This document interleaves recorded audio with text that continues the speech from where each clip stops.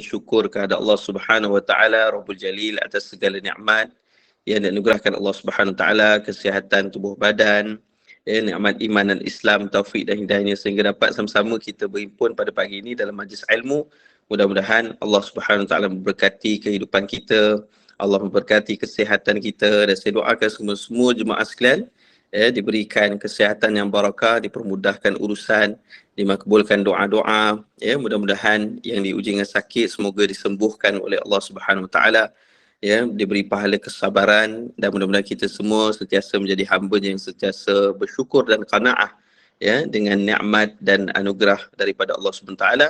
Semoga kita semua berada di kalangan hamba-hambanya yang soleh, yang solehah, yang bertakwa, yang mendapat kebahagiaan dan kejayaan dunia dan akhirat. Amin ya rabbal alamin. Seterusnya, mari sama-sama kita perbanyakkan berselawat kepada Nabi Muhammad sallallahu alaihi wasallam, keluarga Nabi, para sahabat, para tabi'in, tabi'in, seterusnya semua yang mengikuti Nabi sampai ke hari kiamah. Juga yang saya muliakan Haji Zainun dan juga semua ahli sahabat pecinta Al-Quran yang dapat bersama-sama pada pagi ini untuk kita mengulang kaji ataupun untuk kita sama-sama melihat kembali akan bukti dan tanda kebesaran Allah Subhanahu Wa Taala daripada syariat kurban sembelihan yang akan kita lalui, kita laksanakan pada bulan Zulhijjah nanti, insya-Allah, pada selepas daripada solat sunat Aidil Adha. Jadi inilah antara syariat yang sebenarnya satu syariat yang besar di sisi Allah Subhanahu Wa Taala. Syariat kurban itu merupakan sesuatu amalan yang sangat-sangat dicintai oleh Allah SWT. Jadi waktu-waktu sekarang ni adalah masa yang mana masjid-masjid atau surau dan sebagainya telah pun mungkin mengumpulkan, sudah pun mengumpulkan bayaran-bayaran untuk bahagian-bahagian kurban. Jadi pada pagi ini saya ingin sama-sama kita melihat beberapa perkara-perkara yang penting di dalam syariat kurban dan bukti dan tanda kekuasaan Allah Ta'ala serta keindahannya syariat Islam dalam proses sembelihan, dalam syariat sembelihan yang telah pun ditetapkan dalam agama, dan beberapa hal-hal yang penting sebagai muhasabah dan persiapan kita, persediaan kita sebelum menuju kepada Aidil Adha ataupun Yaumun Nahar, hari sembelihan dan hari raya Aidil Adha itu sendiri. Mudah-mudahan korban kita pada tahun ini kita dapat melaksanakannya diterima di sisi Allah Ta'ala, dan dari korban itu juga kita menjadi hamba Allah yang bertakwa, yang dekat dengan Allah Subhanahu Wa Ta'ala. Baik, jadi para jemaah dikasihi muliakan oleh Ta'ala, dalil syariat kurban iaitulah pada surah Al-Kawthar ayat yang kedua. Surah ni biasa dah kita baca, yang kita bacakan dari awal. Bismillahirrahmanirrahim. Inna a'tainakal kautsar fasalli li rabbika wanhar. Allah Subhanahu Wa Taala menurunkan yang disebutkan dengan ayat ini ataupun surah ini kepada Nabi Muhammad SAW. Sahabat Nabi menceritakan bila turunnya surah Al-Kawthar ni kepada Nabi, Nabi senyum sampai nampak gigi belakang Nabi ni. Senyum Nabi ni, suka sangat, seronok sangat dengan ayat Quran yang turun ini, kerana Allah Ta'ala berfirman, inna a'tainaka kal kautsar, inna a'taina kal kautsar, iaitu kami sesungguhnya Allah Ta'ala dengan kekuasaan kami mengurniakan kepada kamu wahai Muhammad SAW dengan Al-Kawthar. Iaitulah disebut Al-Kawthar itu, sahabat-sahabat pun bila maknanya apa bertanya kepada Nabi apakah ia Al-Kawthar, maka Nabi pun menceritakan ia adalah sebuah kolam di yaumul akhirah, dan sebuah hadis yang sahih bagaimana nanti akan airnya putih sangat daripada susu, dan dibuat kolam itu tepi-tepinya daripada mutiara dan marjan, maka banyaknya bekas-bekas minuman di tepi dari kolam itu yang mana akan diminum hanya oleh umat baginda Nabi Muhammad SAW. Itulah keuntungannya kita jadi umat Nabi Muhammad SAW. Yaumul Mahsyar adalah satu masa yang sangat-sangat dahsyat kepada manusia, kepanasannya, dalam keadaan huru-haranya, tapi kita umat Nabi SAW dapat minum daripada telaga Al-Kawthar, yang mana asalnya adalah daripada sungai dari syurga yang membentuk kepada kolam ataupun disebut juga telaga yang luas yang mana diminum airnya oleh umat Nabi Muhammad sallallahu alaihi wasallam khususnya. Jadi sebab itulah kita sangat gembira dengan ayat Quran ini. Begitu jugalah Nabi Muhammad SAW gembira dengan penurunan ayat Quran ini. Lalu Allah berfirman, "Fasalli li rabbika wanhar." Maka hendaklah kamu solat kepada Rabb kamu, kepada Tuhanmu. Wanhar, dan lakukanlah sembelihan. Nahar maksudnya sembelihan. Jadi daripada ayat Quran inilah kata Abdullah ibnu Abbas radhiyallahu anhuma, ya, bersama dengan tafsir mufassirin selepasnya zaman tabi'in seperti Imam Atta' dan juga Imam Mujahid bersepakat bahawa maksud ayat Quran ini adalah menuju kepada solat sunat Aidil Adha, dan juga fasalli li rabbika itu membawa maksud solat sunat Aidil Adha. Wanhar adalah korban atau sembelihan yang dilakukan selepas daripada solat sunat Aidil Adha itu. Maka dengan itulah syariat korban, ya, ditetapkan. Dan subhanallah, ya, kita mazhab Syafi'i, bagi kita adalah disebutkan sunat muakkad, iaitu sunat yang sangat-sangat dituntut untuk dilaksanakan. Sebab itulah, ya, apabila kita sebut bila tibanya Zulkaidah, maka bagi yang berkemampuan dalam mazhab Syafi'i adalah sangat-sangat dituntut untuk kita melaksanakannya. Dan sunat muakkad membawa maksud sesuatu yang maksudnya kita ni kena sungguh-sungguh nak buat.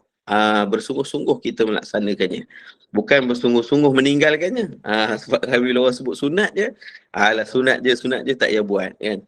Tapi sebenarnya bila kata sunat muakkad, ya, apatah lagi ada muakkad di belakang itu, berarti sunat yang sangat-sangat dituntut, bukanlah untuk ditinggalkan, tapi bersungguh-sungguh untuk diadakan, bersungguh-sungguh untuk dilaksanakan. Kerana itulah, ya, kalau boleh ada kemampuan, insya-Allah setiap tahun kita melaksanakan korban.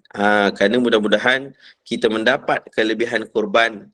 Antaranya pertamanya, korban itu dari kalimah qarib, yang mendekatkan diri pada Allah SWT. Dalam satu hadis baginda Nabi Muhammad SAW pernah menceritakan, ya, antara dalam hadis ini sebut beberapa kelebihan orang yang buat korban, ya, kerana dia sanggup keluarkan sedikit dari harta dia untuk Allah Subhanahu Wa Taala, maka Allah ganjari dia dengan ganjaran yang sangat-sangat luar biasa. Ya, wa qala Nabi sallallahu alaihi wasallam, ma amila adamiyun min amalin yauman nahri ahabba ila Allah min ihraqid dam. Ya, kata baginda Nabi SAW, tidak ada satu pun amalan yang paling Allah cintai pada ketika hari raya Aidil Adha itu, ataupun Yaumun Nahar disebut hari raya kurban, ya, hari sembelihan, melainkan ihraqid dam, iaitulah satu amalan, iaitu dengan menumpahkan darah haiwan kurban itu. Maksudnya bila kita melakukan kurban, sembelihan, itulah amalan yang paling Allah cintai pada hari raya Aidil Adha itu. Innahu la ya'ti yaumal qiyamah biquruniha wa ash'ariha wa azlafiha. Ya, dan pertama sekali kita buat kurban, Allah cinta kita. Allah cinta amalan itu. Maka sudah pastilah bila Allah cinta amalan itu, Allah cinta hamba Allah yang melaksanakannya. Ya. Dan begitulah juga yang kedua, dengan kurban, ya, haiwan kurban itu akan datang di hari kiamat nanti, dengan tanduknya, dengan bulunya, dengan kukunya, ya, untuk menjadi saksi di hadapan Allah Subhanahu Taala. Inilah hamba Allah Taala yang dulu masa hidup dia bersungguh-sungguh untuk melaksanakan korban untukmu, ya Allah. Itu besarnya nikmat, ya, kebaikan pada hari akhirat, sehingga dipersaksikan di hadapan Allah akan korban yang dilaksanakan. Kemudian yang ketiganya, baginda Nabi SAW sebut, wa anna dam la yaqa'u min Allah bi makanin qabla an yaqa'a min al-ard. Jadi darah haiwan kurban itu bila disembelih, sebelum darah itu jatuh ke bumi, telah sampailah keredaan Allah Ta'ala kepada dia. Mana orang yang buat kurban tu, Allah redha dia setelah disembelih, sebelum darah tu sampai ke bumi lagi, telah sampai redha Allah kepada dia. Subhanallah. Jadi besarnya kelebihan. Pertama tadi apa? Cinta Allah. Kedua tadi apa? Saksi di hari akhirat. Ketiga tadi, keredaan Allah Subhanahu Taala. Dan yang akhir sekali, ya, fatibu biha nafsan. Dan Nabi kata, maka bersihkanlah jiwa kamu dengan berkorban. Bila kita korban, jiwa kita ni bersih. Bersih daripada apa? Daripada cinta kepada dunia, daripada cinta kepada kehidupan kita, daripada cinta kepada nikmat yang Allah berikan pada kita, beralih atau bertukar kepada cinta yang besar kepada Allah Subhanahu taala. Ya, daripada kesombongan, daripada takabur, daripada sifat ujub, daripada sifat riya, daripada hasad, semuanya ya akan disembelih, akan dikorbankan, akan dihapuskan dengan kita melaksanakan ibadah korban ini. Maka sebab itulah besarnya nilai korban ini, bukan hanya di dunia kita selamat, tapi mendapat keselamatan, kebaikan di yaumul akhirah, keredaan dan cinta Allah Ta'ala. Sebab tu hidup kita matlamat nak dapat cinta Allah, nak dapat redha Allah. Dua-dua kita dapat dengan kita buat korban. Subhanallah. Ya? Jadi inilah hadis daripada riwayat At-Tirmizi, dan nyatakan hadis ini sebagai hadis hasan, ya, hadis hasan gharib. Jadi jemaah dikasihi dan muliakan oleh Allah Subhanahu Wa Taala. Oleh hal demikian, bila kita melaksanakan korban juga, ya, kita melihat bahawa Allah Taala menyatakan dalam Al-Quran Al-Karim, la yanalallaha luhumuha wala dima'uha walakin yanaluhu taqwa minkum. Kata Allah Subhanahu Wa Taala, tidak akan pernah sampai kepada Allah daging dan juga darah haiwan kurban itu. Ya, daging dan darah haiwan kurban tak sampai pada Allah. Ya, tetapi walakin yanaluhu taqwa minkum. Akan tetapi yang sampai pada Allah itu hanya satu dia. Bila kita buat kurban, maksudnya alhamdulillah kita dah keluarkan sedikit harta kita untuk buat satu bahagian kurban sebagai contohnya. Maka telah disembelihlah ya haiwan korban itu, sama ada lembu ke atau kambing ke dan sebagainya. Maka disebutkan bahawa tak akan sampai pun daging dan darah haiwan korban itu kepada Allah, tetapi hanya satu je yang sampai pada Allah, iaitulah taqwa minkum, ketakwaan daripada kamu. Jadi bila kita berubah jadi hamba Allah yang semakin bertakwa, kita menjadi hamba Allah yang semakin dekat dengan Allah Ta'ala. Takwa membawa maksud semakin berhati-hati kita. Semakin berhati-hati kita dalam penglihatan kita, dalam pendengaran kita, dalam perkataan kita, agar tidak melakukan hal yang dimurkai oleh Allah dalam perbuatan kita pun. Maka itulah yang Allah nak lihat. Maksudnya perubahan kita kepada kebaikan lepas kita buat korban. Akan tetapi kalau seorang tu melaksanakan korban walau banyak mana pun dia buat. Berapa korban tahun ni? Dia kata 5 ekor. Siapa berapa lah? Saya seorang. Awak seorang je 5 ekor. Saya seorang 5 ekor. Hebat dia 5 ekor. Subhanallah, 5 ekor lembu sebagai contoh. Tetapi kalau lepas daripada korban itu, dirinya tak berubah. Masih lagi melalaikan solat, masih meninggalkannya, masih lagi jauh daripada Al-Quran, masih lagi menderhakai ibu ayahnya, masih lagi tidak mentaati perintah-perintah Allah. Maka rugilah dia. Kerana boleh jadi ibadah korbannya walau banyak begitu tidak diterima insya-Allah Ta'ala. Tapi kalau orang tu walaupun satu bahagiannya korban dia, tetapi dengan korban itu dia berubah jadi semakin baik, semakin menjaga salatnya, semakin menjaga hubungan dengan Allah, dengan ibu bapa, dengan manusia, semakin menjaga tutur katanya, semakin baik hatinya. Maka itulah yang korban yang mudah-mudahan menjadi asbab dia mendapat redha, diterima insya-Allah Ta'ala, mendapat syurga Allah SWT. Sebab tu kita nak korban yang macam ni, ya sekalian. Baik, jadi apabila kita sebut hal ini juga, sebab tu bila kita melaksanakan korban tahun ini, insya-Allah kita doakan semoga hati kita ni berubah menjadi semakin baik di sisi Allah Ta'ala. Baik, dan sekarang kita ingin ceritakan tentang sembelihan. Sembelihan ni kita laksanakan pada Aidil Adha, iaitulah selepas dari solat sunat Aidil Adha, maka dibolehkan untuk kita melaksanakan ibadah korban. Maka sembelihan ini adalah satu kaedah atau cara yang Allah Subhanahu Taala telah pun syariatkan melalui baginda Nabi Muhammad sallallahu alaihi wasallam untuk dilaksanakan ke atas haiwan-haiwan yang mana akan dikorbankan, yang akan dimanfaatkan dagingnya. Jadi oleh hal yang demikian, ya, bila kita sebut tentang sembelihan, ya, apakah yang disebutkan dengan sembelihan ini? Pertamanya dalam surah Al-An'am ayat 118, Allah berfirman, A'udzubillahi minasyaitanirrajim, فكلوا مما ذكر اسم الله عليه إن كنتم بآياته مؤمنين.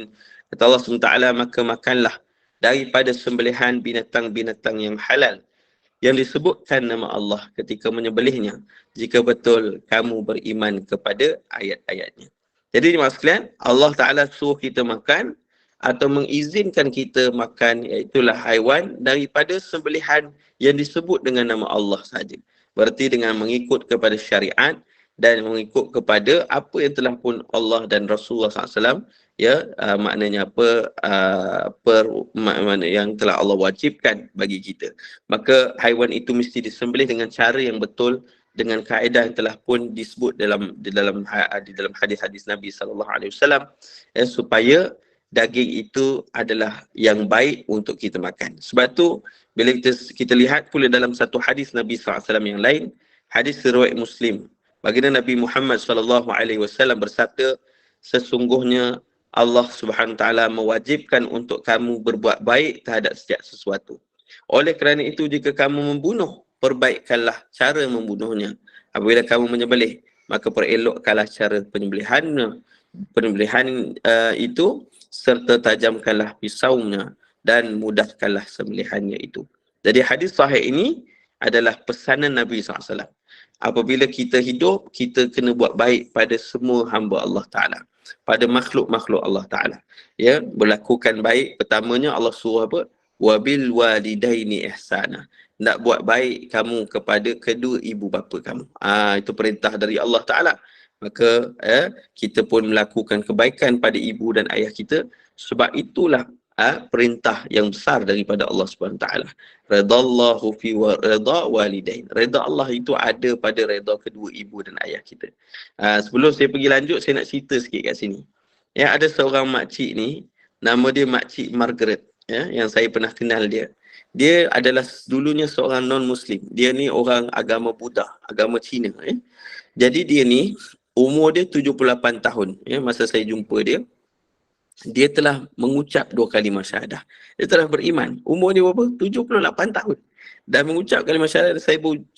Selepas seminggu dia mengucap 2 kalimah syahadah, saya jumpa dia dalam satu ceramah. Sebab saya bagi ceramah kepada para mu'alaf di Kuala Lumpur. Jadi tahun lepas ada lebih kurang 150 orang lebih. Alhamdulillah, dari kalangan bangsa Cina, bangsa India dan sebagainya yang telah memeluk agama Islam. Jadi mereka baru nak belajar tentang agama Islam lah. Jadi lepas saya dah ceramah tu, saya bagi seorang soalan. Soalannya, macam mana anda boleh masuk Islam? Baik, jadi Makcik Margaret ni, dia cerita pengalaman dia. 78 tahun dia kata, saya ni masuk Islam disebabkan anak saya. Kenapa, macam mana boleh masuk Islam? Dia kata, sebab dia kata hidayah Allah datang dari rumah saya sendiri. Macam mana tu? Iaitu anak dia dulu masuk Islam. 5 tahun lepas anak saya masuk Islam. Dan anak saya ni, saya tak suka dia masuk Islam. Dia cakap, kan, mula-mula. Tetapi lepas dah lama saya tengok perubahan diri dia. Dulunya dia jenis macam tak berapa baik. Tapi bila dia masuk Islam, dia cakap dengan saya sangat lembut. Dia tolong saya. Dia senangkan hati saya. Dia gembirakan saya. Dia masih duduk dengan saya walaupun dia dah masuk Islam, kan. Jadi disebutkan lepas 5 tahun itu barulah terbuka hati dia untuk ucap 2 kalimah syahadah. Jadi kerana apa? Kerana anak dia tadi, bila dia tanya, kenapa kamu buat baik pada saya ni? Kenapa lepas dulu tak buat, sekarang kamu buat? Lepas tu anak dia cakap, kerana Allah dan Rasul suruh saya buat. Subhanallah. Allah dan Rasul suruh saya buat baik pada ibu. Maka saya kena buat baik pada ibu sebab syurga ada pada ibu. Masya Allah. Lepas tu mak dia pun belajar tentang Islam dan akhirnya tahun 2022 dia mengucap 2 kalimah syahadah, beriman dia kepada Allah Ta'ala. Ya Allah. Masya Allah, hebatnya kan. Bila, sebab tu Nabi suruh kita buat baik. Walaupun terhadap maknanya orang-orang non-Muslim. Kerana mungkin dengan cara itu juga dia menjadi salah satu daripada dakwah untuk ajak mereka kepada kebaikan. Baik. Kemudian bukan hanya kepada kepada sama ibu bapa, kepada jiran, tetangga, kepada masyarakat kita disuruh buat baik. Berihsan terhadap mereka. Kemudian bukan hanya kepada manusia tetapi terhadap haiwan dan tumbuhan. Antaranya bila Nabi menyatakan kena bertakwa kepada Allah. Ittaqillah fi hadhil bahimah. Kata Nabi dalam satu hadis, bertakwalah kamu kepada Allah dengan haiwan ini, satu ekor unta yang mana dia dalam keadaan kelaparan. Sahabat ni Nabi beritahu kat dia, kamu unta ni telah mengadu kepadaku, kepada Rasulullah, bahawa kamu bagi dia makan sikit tapi kamu suruh dia kerja banyak, kamu tak bagi dia apa keperluan dia, maka bertakwalah kamu kepada Allah dengan haiwan ini. Maka Rasulullah SAW, maknanya Rasulullah nak beritahu, dengan kamu buat ihsan kepada haiwan, kamu bertakwa kepada Allah. Itu tanda keimanan kamu kepada Allah. Dan Nabi suruh kita selalu melakukan ihsan kepada makhluk-makhluk Allah Ta'ala. Jadi antara ihsan itu bukan hanya beri makan pada dia, menjaga apa yang patut baginya, tetapi dalam masa yang sama, dalam membunuhnya, dalam mematikannya pun kena berihsan. Iaitulah mesti ia tidak menyiksa haiwan itu, tidak memperlambat-lambatkannya, memperelokkannya. Dan Nabi suruh menajamkan pisau itu agar kematian ataupun memudahkan haiwan itu untuk mematikannya. Inilah antara hebat dan indahnya syariat Islam. Namun malangnya musuh-musuh Islam, dia menggunakan isu sembelihan korban ini sebagai alasan bahawa umat Islam ni adalah umat yang ganas. Masyarakat barat, termasuklah aktivis hak asasi haiwan ni, maka anggap perbuatan menyembelih ni adalah yang mana umat Islam buat setiap kali mana Aidiladha adalah mempamerkan sikap tidak berperi kemanusiaan. Kenapa? Kerana banyaknya darah-darah yang tertumpah ke bumi, terutamanya ketika amalan korban pada Aidiladha itu. Maka mereka ni buat ketika mana kempen-kempen keganasan sibuk dilancarkan oleh barat, mereka menggunakan alasan bahawa amalan korban ini adalah salah satu daripada hujah mereka bagi membuktikan betapa Islam mengajak umatnya menjadi ganas. Jadi kononnya sebab amalan sembelih inilah orang Islam sendiri boleh menyembelih manusia. Na'udzubillah min zalik. Jadi inilah pandangan-pandangan buruk musuh-musuh Islam yang dibawakan supaya orang-orang non-Muslim menjadi takut untuk belajar tentang Islam, untuk menjadi sekejap Mas anak saya dah sekejap okey. Jadi supaya apa? Supaya orang-orang non-Muslim ni jadi takut kepada untuk belajar Islam. Jadi takut kepada orang-orang Islam. Ini dipanggil sebagai Islamofobia. Bila berlakunya hal demikian, ada jemaah nak dengar juga. Baik, jadi bila disebutkan dengan Islamofobia, membawa maksud mereka ini jadi takut untuk belajar tentang Islam. Jadi takut untuk tahu tentang Islam. Ini dipanggil Islamofobia. Oleh hal demikian, orang-orang barat gunakan taktik ini untuk buat orang-orang yang tak tahu tentang Islam menjadi takut nak belajar tentang Islam. Mereka beritahu, tengok orang Islam ni, mereka ganas, mereka sembelih haiwan, darah banyak yang tertumpah, darah banyak yang ada pada hari raya kurban tu, tanda-tanda keganasan mereka. Nampak? Jadi orang-orang yang non-Muslim jadi takut nak belajar. Padahal mas sekalian, apabila mereka belajar tentang Islam, mereka akan dapat tahu betapa hebat dan besarnya nilai Islam itu, betapa indahnya Islam itu, betapa cantiknya syariat yang telah pun Allah Subhanahu Wa Taala tetapkan itu.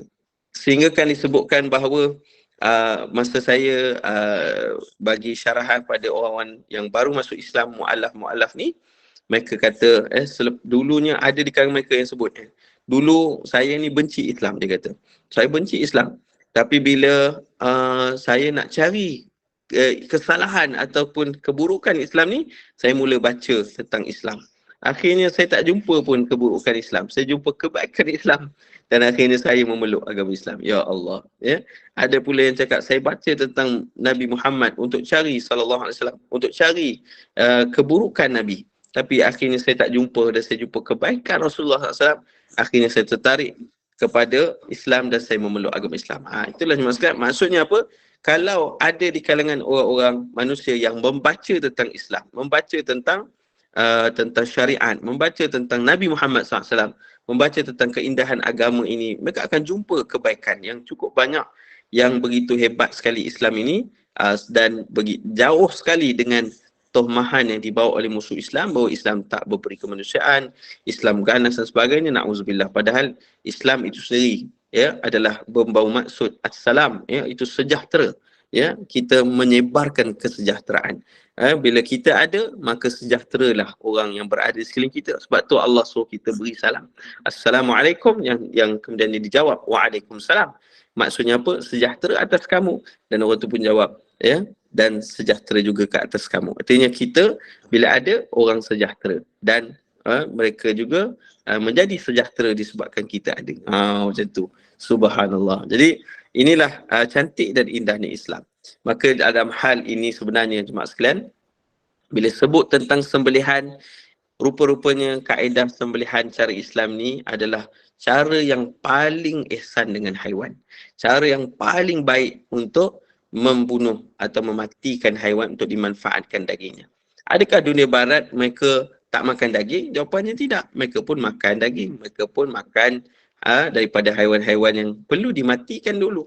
Tetapi mereka menganggap cara pembunuhan yang ada dalam Islam ini adalah cara yang ganas, cara yang tidak baik, cara yang tidak memberi kemanusiaan. Tapi sebenarnya jemaah sekalian, telah dilakukan satu kajian daripada seorang pengkaji bernama Profesor William Schluss, dan juga daripada Jabatan Perubatan Veteriner University Hannover, Jerman. Jadi rupa-rupanya seorang non-Muslim ni, dia dah buat kajian dah dulu pada tahun 80-an bahawa cara penyembelihan ini adalah sesuatu yang mana dibuat kajian antara cara penyembelihan cara Islam dengan cara penyembelihan yang cara konvensional, cara non-Muslim buat. Jadi ada beza tak antara dua tu? Memang banyak sekali perbezaan. Yang akhirnya dia akan jumpa cara sembelihan Islam itulah yang paling baik sebenarnya. Yang paling ihsan, paling orang kata apa, tidak sakit kepada haiwan, paling tidak menzalimi, bahkan paling baik kepada manusia daripada hasil dagingnya. Namun sebelum tu kita ketahui dulu akan yang disebutkan dengan syarat sembelihan itu. Okey. Pertama sekali adalah kita sebut tentang disebutkan tentang hukum. Apabila kita menyembelih, maka disuruh seorang yang menyembelih itu adalah mesti antaranya wajib untuk putus dua urat. Bila disembelih haiwan kurban, maka penyembelih itu wajib memutuskan dua urat. Ini dalam mazhab Asy-Syafi'i. Pertama namanya urat halqum, iaitu urat ataupun saluran makanan kepada haiwan itu. Yang kedua adalah urat marih ataupun urat pernafasan haiwan itu. Dan pada dua urat ini yang keadaannya dikedudukannya macam ni, di sebelah kanan dan kirinya ada urat darah. Jadi sebab itu bila disembelih, maka untuk memutuskan urat marih dan urat halqum, maka akan terputuslah sekali urat darah itu. Maka ini adalah syarat untuk haiwan kurban itu ataupun sembelihan itu sah di sisi Allah Ta'ala. Dan ia mestilah alatnya mesti tajam. Pisau itu kalau ada mesti ditajamkan. Mesti dipastikan untuk sangat-sangat mudah bagi haiwan itu. Maka sebab itulah kita sebut dalam hal ini, apabila kita sebut bila sembelih itu dilaksanakan, maka dengan putusnya dua urat itu, haiwan tadi itu akan mati. Jadi apakah pula cara konvensional, cara di pusat-pusat pusat-pusat mematikan haiwan itu di negara barat ataupun timur yang tidak mengikuti kepada syariat sembelihan yang ada dalam Islam? Baik, mereka menggunakan kaedah yang dipanggil sebagai CBP ataupun pistol kejutan. Mereka akan tembak atas kepala haiwan itu, di atas kepalanya, dan adanya arus elektrik yang menyebabkan haiwan itu akan mati. Jadi mereka kata cara itu lebih berperi kemanusiaan. Tapi adakah betul hal ini? Maka sebab itu Profesor William Schloss dan juga dengan bantuan Dr. Hazim, ya, mereka telah buat satu tesis kajian yang bertajuk Cubaan untuk Mengesan Kesakitan dan Rasa Sedar Mengikut Kaedah Konvensional dan Agama ketika menyembelih lembu ataupun kambing. Jadi bila mereka nak sembelih lembu kambing ini, maka letakkan alatan-alatan, ya. Maka letakkan alatan-alatan yang membolehkan untuk mengukur kesakitan kepada haiwan-haiwan ini. Maka alat yang pertama dipanggil electroencephalograph. Saya minta maaf. Dia punya sebutan agak payah sikit. Ataupun dikenali dengan EEG. Ya. Jadi EEG ni adalah untuk mengukur aktiviti otak. Ya. Maka kalau alat tu di-attachkan pada hidupan itu, maka akan dapat dia mengukur otak, aktiviti otak kepada haiwan itu. Manakala satu lagi adalah electrocardiogram, iaitu ECG. Jadi siapa yang kita ada buat medical check up ke, doktor selalulah akan letakkan alat ni untuk ukur macam adakah jantung kita ni berdenyut dengan baik ke atau sebagainya, maka digunakan ECG. Jadi ni maksud sekalian, apabila dicatatkan diletakkan dua alat ni, maka haiwan ni ada yang disembelih beberapa haiwan dan ada juga yang beberapa haiwan digunakan CBP tu, pistol kejutan tu. Yang menariknya apabila mereka menyembelih dengan cara Islam, cara yang diajar Rasulullah SAW, cara yang dia ada dalam syariat, untuk memutuskan ulat marih itu, maka dia tunjukkan beberapa bacaan readings. Yang pertama sekali, pada 3 saat pertama ketika disembelih, ya. Masa haiwan tu disembelih, maka bacaan otak haiwan itu, EEG tadi, tidak mencatatkan sebarang perubahan pada graf. Ia sama seperti sebelum penyembelihan. Maksudnya bila disembelih haiwan tu, otak dia, ya, sama saja bacaan dia, berarti dia tidak merasakan sebarang kesakitan ketika sedang disembelih, ya. Disebut sebaik saja pisau memotong urat leher kepada haiwan itu. Dan untuk 3 saat yang kedua, ya, bacaan otak itu, EEG juga, mencatatkan keadaan yang menurun, iaitu tidur, ya, dan ataupun tidak sedarkan diri. Ini disebabkan banyaknya darah yang keluar mengalir daripada badan haiwan itu. Dan pada 6 saat seterusnya, bacaan EEG atau bacaan otaknya itu mencatatkan paras sifar ataupun paras kosong, menunjukkan haiwan itu tidak merasai sebarang kesakitan. Jadi maksudnya apabila disembelih haiwan itu, otak dia punya aktiviti itu menurun sampai akhirnya kosong, dan masa itu haiwan itu tidak lagi merasakan sebarang kesakitan daripada sembelihan itu. Dan ketika mesej otak tu sampai pada kosong, jantung, bacaan ECG, bacaan jantung dia masih lagi ada, kerana jantung itu mengepam darah dan juga badan haiwan itu masih dapat bergerak, ya, disebabkan tindak balas saraf tunjang, haiwan itu masih bergerak, menyebabkan semua darah yang maknanya jantung yang mengepam darah itu semuanya keluar daripada badan haiwan itu, menghasilkan daging yang selamat untuk dimakan. Ya, maka inilah, ya, cantiknya yang disebutkan dengan ibadah sembelihan kurban yang Allah syariatkan. Berbeza dengan cara membunuh daripada non-Muslim, ya, daripada dunia barat yang mereka ciptakan. Mereka kata itu lebih ihsan kepada haiwan. Sedangkan bila dikaji, rupanya dengan tembakan elektrik pada kepala haiwan itu, dikesan haiwan itu akan terus pengsan sebaik saja menerima tembakan CBP itu. Bila dia kena tembakan elektrik pada kepala dia, dia terus pengsan. Dan EEG, bacaan otaknya masa itu menunjukkan bacaan yang amat sakit, ya, meningkat menjadi teramat sakit dan belum sepenuhnya dia hilang, ya.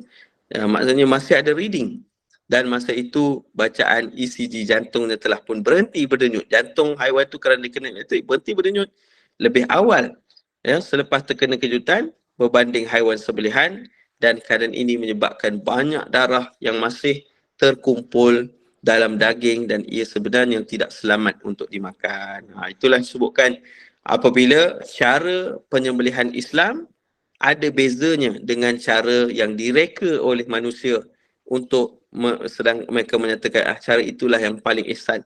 Sedangkan Allah Ta'ala telah mensyariatkan sesuatu yang lebih ihsan kerana dia yang maha mengetahui. Wallahu alimun khabir. Allah itu dia yang maha mengetahui dan begitu dalam, begitu teliti sekali pengetahuan Allah Subhanahu Taala. Sebab tu bila kita ikut syariat, kita tak perlu risau. Kita telah buat yang terbaik di sisi Allah Ta'ala, bahkan ia terbaik bagi makhluk Allah Ta'ala itu, bahkan untuk kita memakan daripada daging yang mana Allah jadikan haiwan itu untuk dimakan dagingnya. Maka sebab itulah kita jangan risau disebutkan bahawa sembelihan itu sebenarnya adalah tindakan yang paling ihsan kepada haiwan.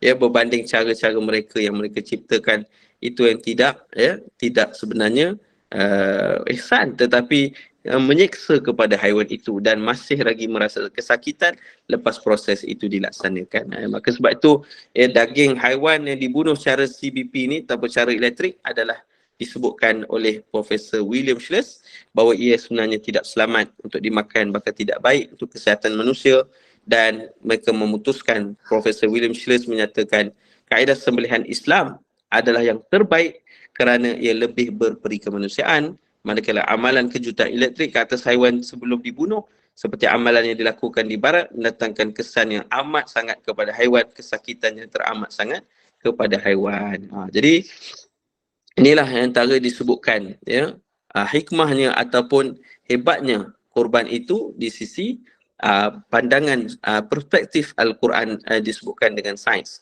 Kerana dahulu mungkin sains ini tidak mampu, maknanya tidak ada lagi alat teknologi seperti ECG, EEG tadi.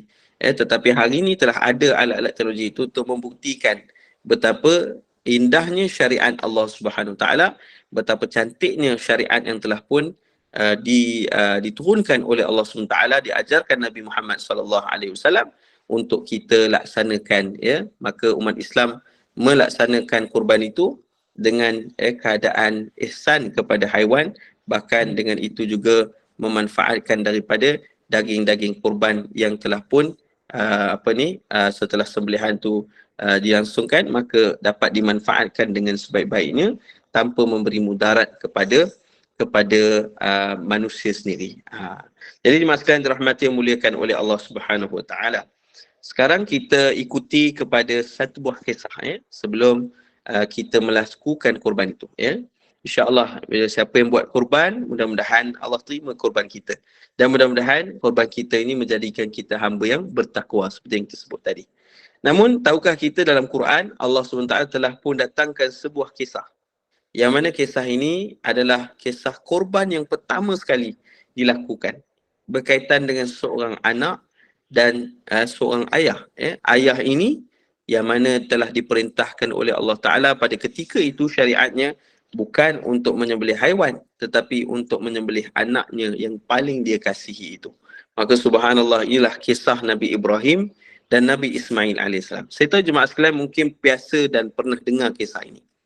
Pernah dengar kisah Nabi Ibrahim dan Nabi Ismail. Tetapi kita nak ambil sedikit pada waktu ini untuk kita manfaatkan, supaya pada pagi raya kurban kita dapat menghayati kisah ini dan mudah-mudahan ia menjadi tangga atau jalan untuk kita menuju ketakwaan daripada kurban kita, untuk menuju kepada keimanan daripada kurban kita, supaya kita menjadi semakin baik, semakin dekat dengan Allah selepas daripada ibadah kurban itu kita laksanakan.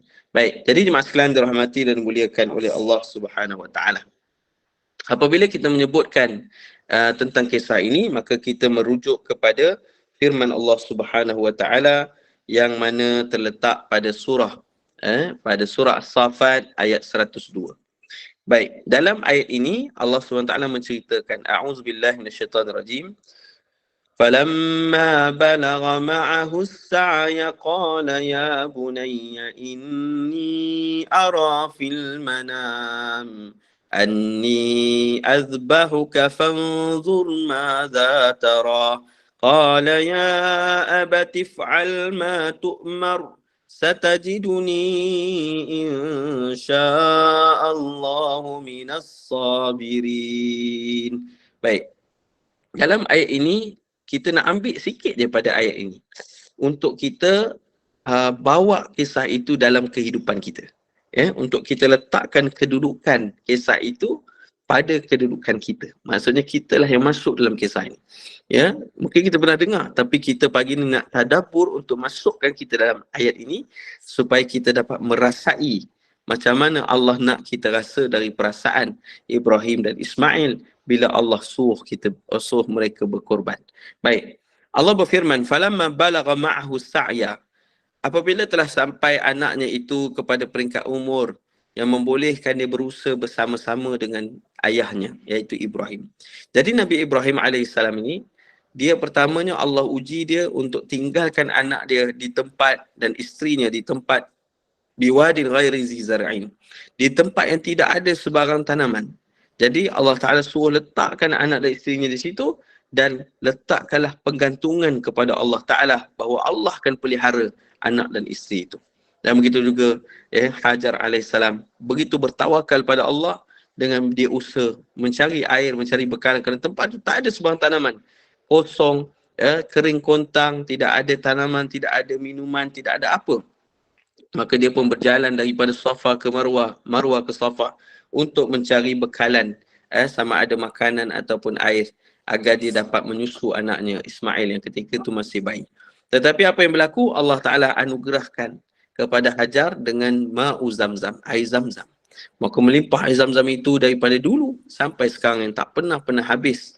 Lihat, inilah hasil pengorbanan seorang ibu untuk mencari keredaan Allah SWT, pergantungan yang besar pada Allah. Allah hadiahkan dengan hadiah yang tak pernah habis, bahkan kita pun merasai akan nikmat ma'u zamzam itu sampai hari ini dan sampai ke hari kiamat.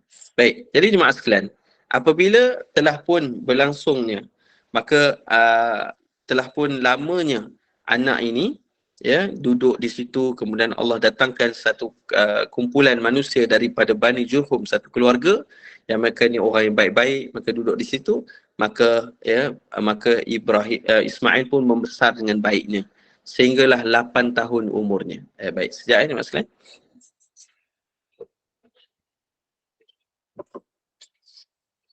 Baik, bismillah. Jadi apabila telah 8 tahun umurnya, maka dia pun pada ketika itu telah pun disebutkan membesar dengan baik, dah boleh bantu ayah dia pada umur yang sedemikian.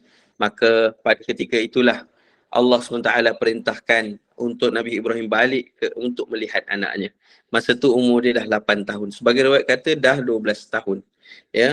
Jadi inilah yang antara disebutkan masa ketika ayah ni dah lama tak jumpa anak dia, bila jumpa balik pastilah gembira, sonok sangat, gembira sangat dapat jumpa anak. Dapat jumpa anak dia yang lama sangat dia tak dapat jumpa. Anak dia sangat kasih. Maka dia lihat keadaan Mekah pun dah berbeza, masya-Allah, tabarakallah. Hari ni Mekah, tempat yang dulunya tak ada sebarang tanaman, hari ni tempat yang tak ada orang, hari ni Mekah lah paling ramai orang yang tak pernah tutup-tutup. Bahkan kedai dia 24 jam, 7 hari seminggu.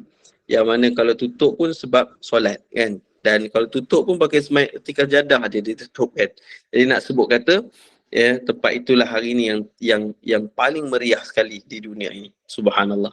Jadi sebutkan dalam hal ni apabila Nabi Ibrahim AS jumpa anak dia, maka dia pun seronok. Tapi setelah dia tidur, Allah datangkan dia mimpi.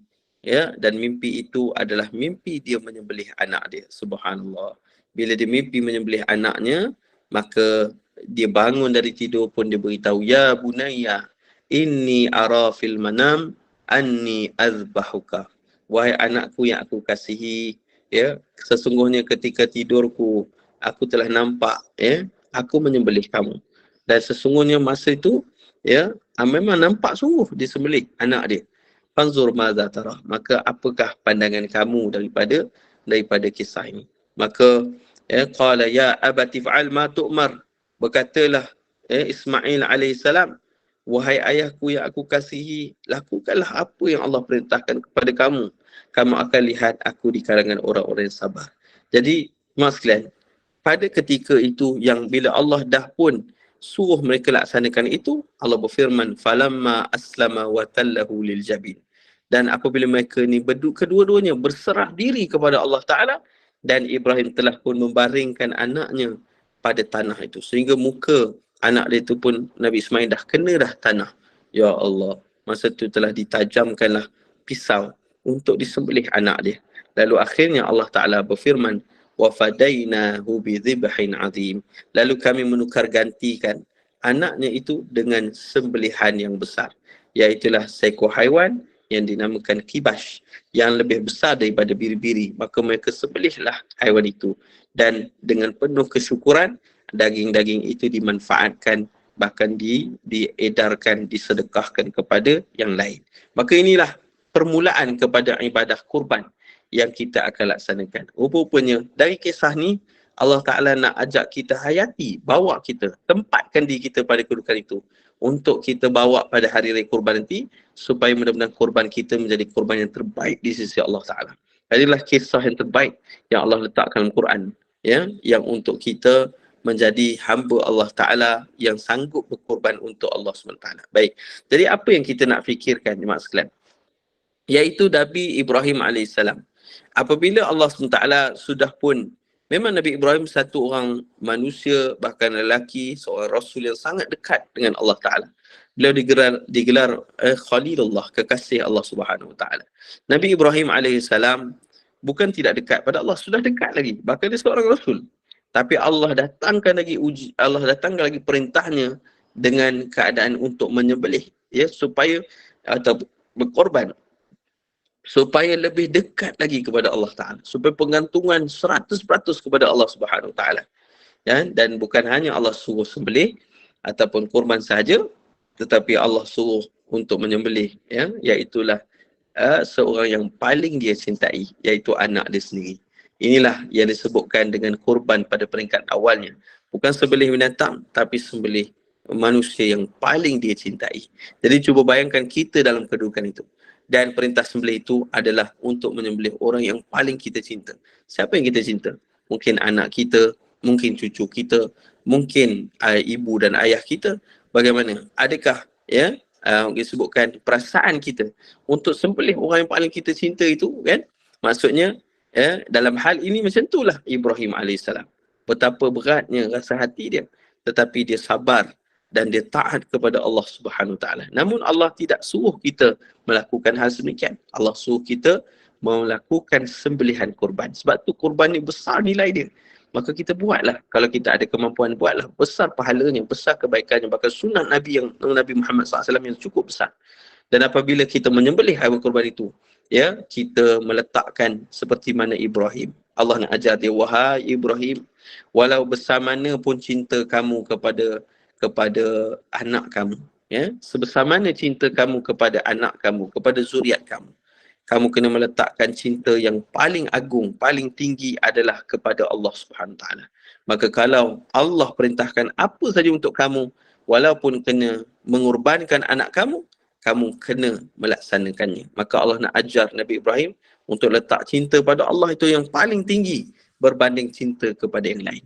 Begitu juga Ismail, wahai Ismail, betapa cintanya kamu kepada kehidupan kamu, kepada ayah kamu, tapi tetap cinta kepada Allah mesti kamu letakkan pada kedudukan yang paling tinggi, ya. Maka kamu kena taati perintah Allah SWT itu. Letakkan cinta Allah terlebih besar daripada kehidupan kamu dan kepada ayah kamu. Maka subhanallah, maksudnya pada pagi hari kurban, kita sunat melihat haiwan sembelih. Ya, bagi yang mampulah, tak mampu tak apa. Ya. Tetapi pada pagi itu berfikirlah bagaimana kedudukan kita, ya, seperti Nabi Ibrahim. Maka ketika haiwan sembelihan kurban kita disembelih, kita pun mendoakan, ya Allah, ya, aku sembelih pada pagi ini, rasa sombong dalam jiwaku. Aku sembelih pada pagi ini, iaitulah rasa ujub dan takabur dalam kehidupanku. Rasa diriku lebih baik pada orang lain. Aku sembelih perasaan itu. Begitu juga aku menyembelih yang disebutkan cintaku kepada dunia dan kehidupan ini. Aku menyembelih yang disebutkan dengan sifat-sifat buruk dalam hati dan dalam diriku. Aku menyembelih segala sifat keburukan daripada perkataan dan perbuatanku. Maknanya kita korbankan semua itu, kita sembelih semua itu. Dan ya, mudah-mudahan dengan itu, ya Allah, kembalinya aku menjadi hamba yang mencintaimu dan kau mencintai aku juga, ya Allah. Dan mudah-mudahan juga, ya Allah, dari korban ini bersihnya jiwaku daripada segala kekotoran, segala perasaan hasad, segala kedengkian, segala sifat sombong, takabur dan juga perbuatan perkataanku bersih daripada dosa-dosa, dan itu juga engkau mengampuniku ya Allah. Maka dengan jatuhnya darah-darah haiwan kurban itu ke tanah, maka luruhlah dosa-dosa kita, luruhlah segala sifat-sifat keburukan kita, luruhlah segala keburukan pada hati kita, pada perbuatan kita di sisi Allah Subhanahu Wa Taala. Maka menjadi kita hamba yang semakin bertambah ketakwaan, semakin bertambah keimanan, semakin bertambah disebutkan dengan akrabnya kepada Allah Subhanahu Wa Taala. Maka sebab itulah apabila kita melihat dalam hal ini, perintah korban itu ada hikmah yang besarnya Allah nak beri pada kita. Sebab tu ia juga adalah ujian daripada Allah Ta'ala. Allah berfirman dalam surah Al-Mulk, Alladhi khalaqal mauta wal hayah liyabluwakum ayyukum ahsanu amala wa huwal azizul ghafur. Kata Allah Subhanahu Wa Ta'ala, dialah Allah Subhanahu Wa Ta'ala yang menjadikan kematian dan kehidupan untuk menguji kamu. Siapakah di kalangan kamu yang terbaik amalnya? Sesungguhnya dia yang maha mengampunkan, lagi maha aziz, yang maha perkasa, lagi maha mengampunkan. Jadi sebab itulah jemaah sekalian, kurban ni juga adalah ujian daripada Allah. Pertamanya nak buat kurban itu. Jadi pada peringkat kita nak buat kurban itu, pastilah akan datang syaitan. Asyaitanu ya'idukumul faqr. Kata Allah Ta'ala, syaitan itu akan menakut-nakutkan kita dengan kefakiran, agar kita takut untuk keluarkan duit atau sumbangan ataupun kurban kita untuk kita bayar, ataupun sedekah kita atau wakaf kita yang kita lakukan. Syaitan akan datang untuk menghentikan kita kerana besarnya pahala kelebihan yang kita akan dapat bila kita keluarkan sebagian harta kita pada jalan Allah Subhanahu Taala. Jadi dia nak berhentikan kita dari perbuatan itu. Dan apabila kita berjaya melepasi ujian itu, maka sekarang Allah akan uji lagi. Adakah korban kamu benar-benar untuk Allah, atau hanya korban kamu sekadar untuk mengikut-ikutan saja daripada orang lain, ataupun apa saja yang lain lah, niat-niat yang lain. Maka Allah nak test kita, Allah nak uji kita. Maka sebab itulah kita doakan semoga korban kita ni, hati kita tidak adalah hanya kerana Allah SWT.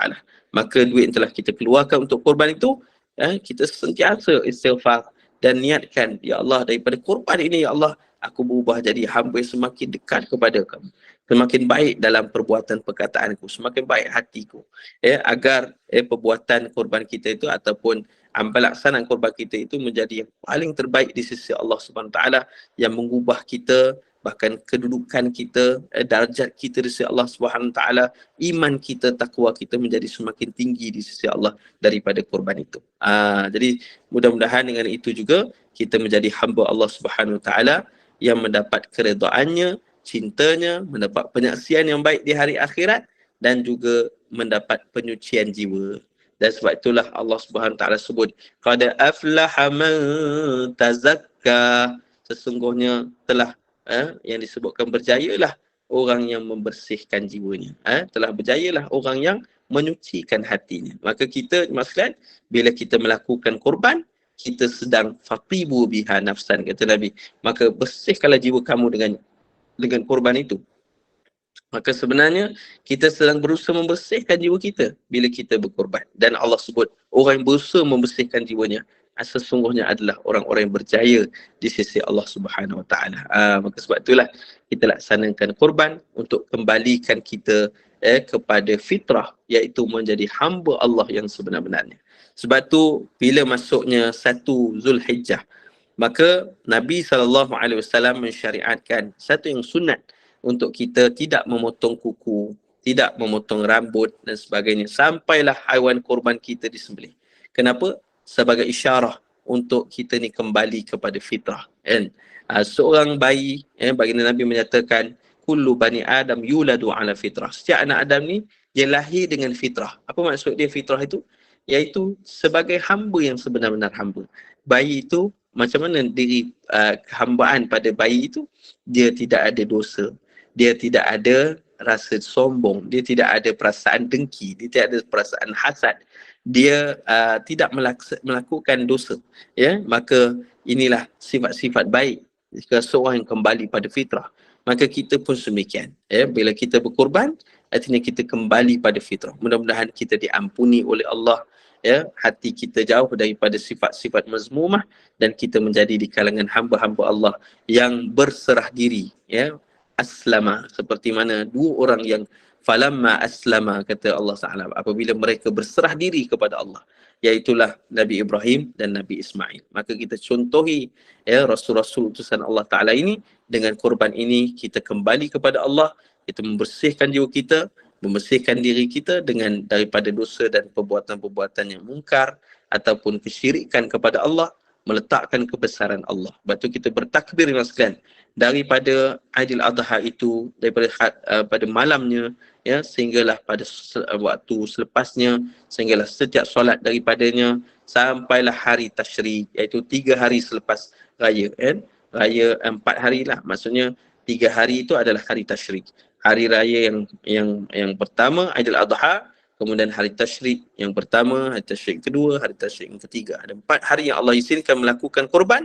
Maka kita pun bertakbir pada Allah pada setiap selepas waktu solat fardu kita sampailah asar yang terakhir itu, ya, kerana yang disebut asar yang terakhir itu barulah tak ada dah, ya, kerana itulah tamatnya waktu Tasyrik, yang mana kita ni lakukan, ya, melaksanakan ibadah ini terutamanya, ya, untuk membesarkan Allah SWT dalam kehidupan kita agar ia menjadi matlamat yang sebenar-benarnya kepada sisi Allah SWT, serta kita kembali menjadi hamba Allah yang bergantung, yang benar-benar bertawakal, benar-benar bersungguh-sungguh di dalam melakukan kebaikan, kebajikan, amal soleh di sisi Allah Ta'ala. Mudah-mudahan Allah mengizinkan kita dapat berkorban pada tahun ini. Allah menerima korban kita, Allah menjadikan kita hamba yang bertakwa, Allah mencintai, meredai kita, dan Allah masukkan kita semua ke dalam jannah firdausnya bersama Nabi Muhammad sallallahu alaihi wasallam, para salihin, orang-orang bertakwa serta ahli keluarga kita yang kita kasihi, insya-Allah. Amin ya rabbal alamin. Jadi setakat ini dahulu, insya-Allah jemaah sekalian, aku qauli hadza wa astaghfirullah azim wa lakum. Yang baik di sisi Allah, sekiranya saya ada kesilapan, kekhilafan, saya mohon maaf. Berilah teguran pada saya fakir ini. Semoga Allah berkati apa yang kita bincangkan dapat kita amalkan dan sampaikan. Bismillahirrahmanirrahim. Allahumma inna na'udzubika min 'ilmin la yanfa'u, min qalbin la yakhsha', wa min nafsin la tashba', wa min da'atin la yustajabu laha. Allahumma faqihna fid din wa 'allimna at-ta'wil. Alhamdulillahirabbil alamin. Terima kasih Ustaz. Alhamdulillah, jazakumullah khairan Ustaz Muhammad Arif Zaki atas perkongsian ilmu tentang sembilan korban itu, dan semoga ini sedikit sebanyak memberi kefahaman dan manfaat bagi kita semua. Dan terima kasih juga kepada pengajar slot kuliah 2 hari ini dan para jemaah yang menyumbang bagi kesenangan majlis ilmu ini, dan semoga Allah kurniakan keberkatan rezeki dan umur buat kita semua. Dan Amin. bagi alhamdulillah, amin. Bagi menanggung majlis ini Ustaz, dipersilakan untuk tutup dulu dengan tasbih kafarah dan surah Al-Asr. Silakan Ustaz. Bismillahirrahmanirrahim. Subhanahu wa bihamdihi. Subhanakallahumma wa bihamdika asyhadu an la ilaha illa anta astaghfiruka wa atubu ilaik. Bismillahirrahmanirrahim. Wal 'asr. Innal insana lafi khusr illa alladhina amanu wa 'amilus salihati wa tawassaw bil haqqi wa tawassaw bis sabr. Baik, Terima kasih insya-Allah. Ustaz. Jumpa lagi insya-Allah. Sama insya-Allah. Terima kasih Ustaz. Terima kasih.